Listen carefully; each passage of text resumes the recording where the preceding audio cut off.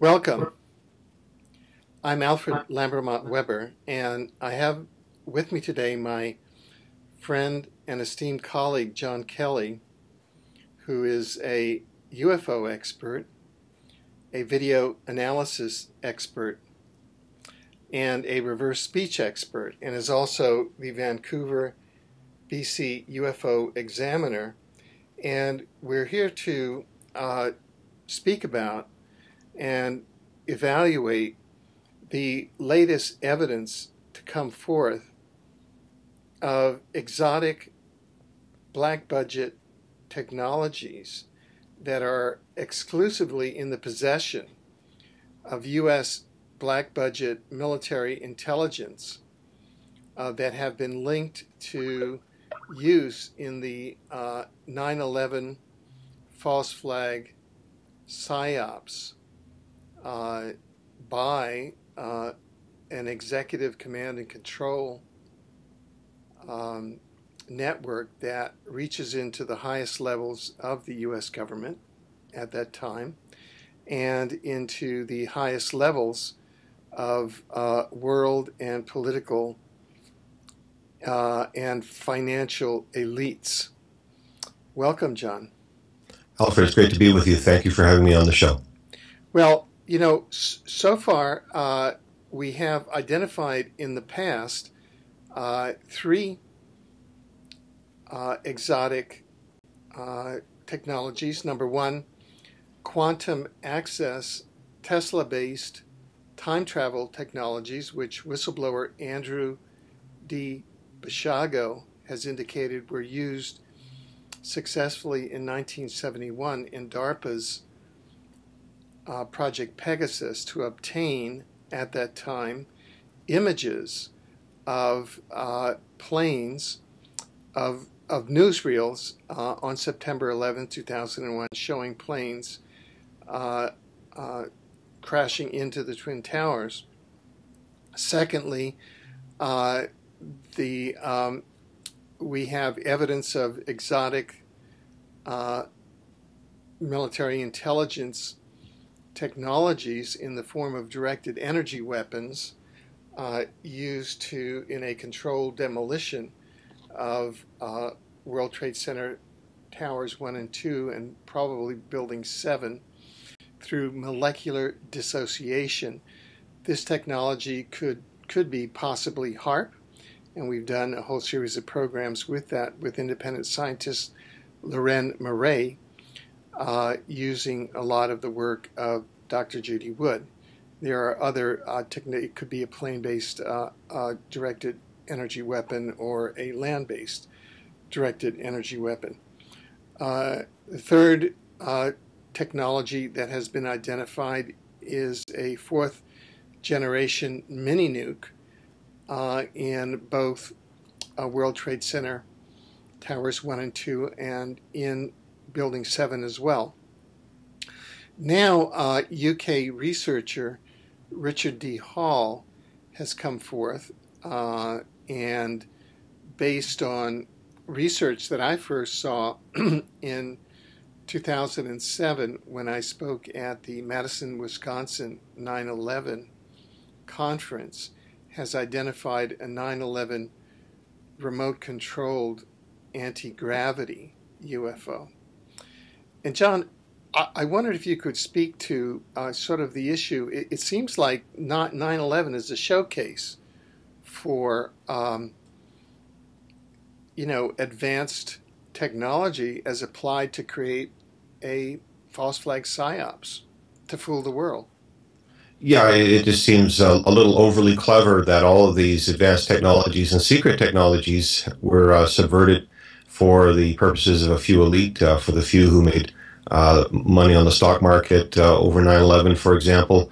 It's really it's kind of mind-blowing, just in the sense that people have that much time and resources instead of solving world problems. All these technologies seem to be at play in the 9/11 forum, and now a UFO, which is interesting in the sense that Richard Hall's analysis does tie together a number of loose threads that have puzzled researchers over the years, including the strange pod shapes seen on the jet airliner allegedly crashing into one of the towers, as well as the role of then Vice President Cheney in command and control of events, and the secret orders that people talk about in reference to Vice President Cheney's operational control of the events of 9/11, his foreknowledge of the planes that were coming into Washington, D.C., for example. It really ties up a number of threads nicely. So I just from a theoretical point of view, I find Richard Hall's presentations compelling. Yeah. So could you walk our viewers through exactly what Mr. Hall found and why, as a UFO expert and as a video analysis expert who's viewed the two video segments that he has made public, you found his analysis accurate, as you say? Well, there are a number of reasons why I felt that the piece was authentic. He's demonstrating that a piece of footage where the only archive copy that exists is on VHS tape, a piece of raw footage showing the towers and New York skyline in the backdrop, has been changed. He says that it was there was video editing procedure done using blue screen technologies to obliterate the background, for example, which is clearly evident in the film evidence. The object itself is, it's not necessarily an optimal image. In other words, the master is not a high resolution master. But in the nature of UFO videography, the people who do the shooting will tell you up front that it's not easy to get optimal shots. And so when we see the older World Trade Center UFO video that's been online for a number of years, where you see this dramatic flyby of a helicopter, it's really suggestive of special effects. Although that does place a UFO near the World Trade Centers early in the minds of the public, now that this new footage has been released. In other words, the Richard Hall footage is not that great, but that is actually a hallmark of an authentic UFO sighting, is that the operators it's never optimized. You never have a second chance at the shot. You take what you can get. Now, what he's showing is a disc shape, a metallic reflective surface disc shaped object in a controlled descent approaching one of the towers, followed by a massive explosion, which has been explained to the public as the impact of a jet airliner. But in this piece of footage, it's clear that there are no jet airliners present, but there is a silver metallic reflective surface saucer shape that's in a controlled descent, and it appears to be the impactor. In the sense of, from a strategic perspective, if someone wanted to launch an attack on one of the towers, it appears to be the equivalent of an aerial truck bomb. We know that the Oklahoma City bombing was attributed to a truck bomb. So that is my interpretation. That's for reasons unknown. For an exotic technology showcase, it appears that a Black Project saucer was used at that time. Now, when we go back to the Vice President Cheney dimension of the story, Vice President Cheney was identified by the S4 whistleblower Derek Hennessy, or Connor O'Ryan, in the S4 Insider video that was released online. Colonel Wendell Stevens had interviewed a CIA assassin, an ex-Navy SEAL, who claimed to also be a guard at the S4 base, monitoring people coming and going from underground UFO storage facilities. And he said that there were 4 layers. It was a 4-layer deep facility. He had access to the first 2 layers, and that there was an occasion where Vice President Cheney visited the facility and was given a tour, shown the UFOs.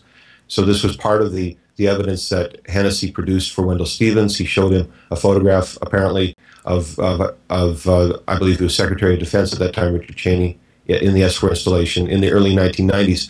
This links Vice President Cheney, who in 2001, Vice President of the United States, allegedly has access to S4 knowledge. Did he acquire a special uses flying saucer to use in an exotic attack? Was this a hallmark He wanted to be the first person to launch a flying saucer attack in the United States, just like someone who's the first person to drop an A-bomb.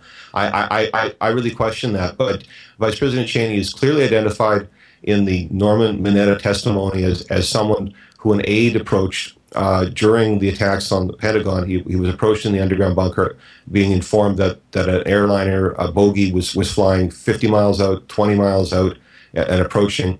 And the terms that were used in that conversation, as stated by Norman Mineta in his testimony, the transportation secretary under the Bush administration, he said, "Do the orders still stand?" The aide asked Vice President Cheney, "Do the orders still stand?" To which the Vice President remarked, "Have you heard anything to the contrary? Of course, the orders still stand." This has been used again and again by 9/11 researchers as evidence that Vice President Cheney was involved with secret orders and command and control that influenced the fact that planes were allowed to attack in some of the world's most highly defended air zones, the skies above Washington, D.C.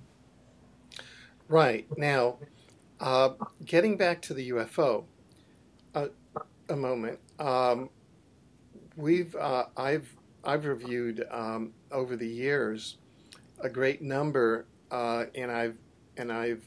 we jointly have participated both here in Vancouver, BC, and also at Mount Adams, Washington, at the Isetti Ranch, in intention experiments in which apparent hyperdimensional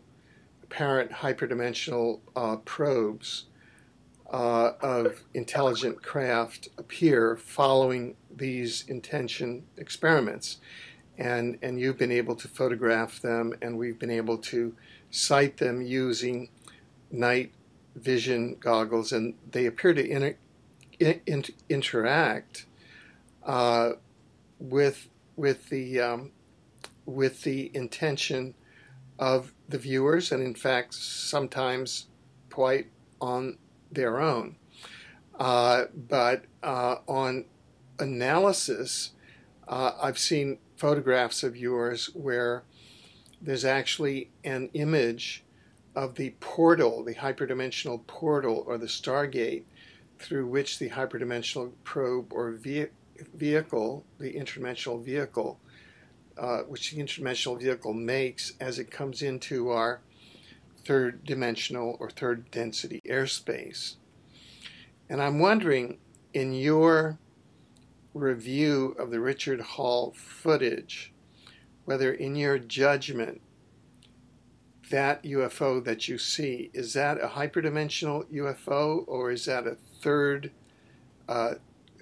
dimensional UFO that took off from a third dimensional airport or aircraft carrier, or underground base, or whatever?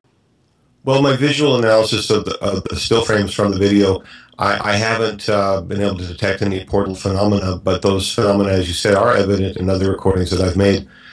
Typically, those recordings that I produced, which did show portal phenomena, were recorded using infrared capabilities on a camera in a night shot mode, because the footage shown in the Hall tape is daylight footage.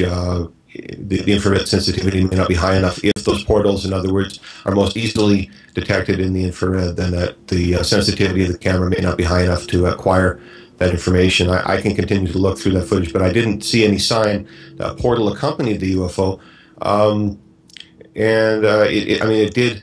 I guess in some ways you're asking me, is this a tangible? Was this a three-dimensional object? Was it a hologram? What was the nature of that visual? I mean, certainly there were enough bright pixels in the recording, there was enough of a signal from that object in terms of the amount of sunlight it was reflecting from its body. It registered on the camera.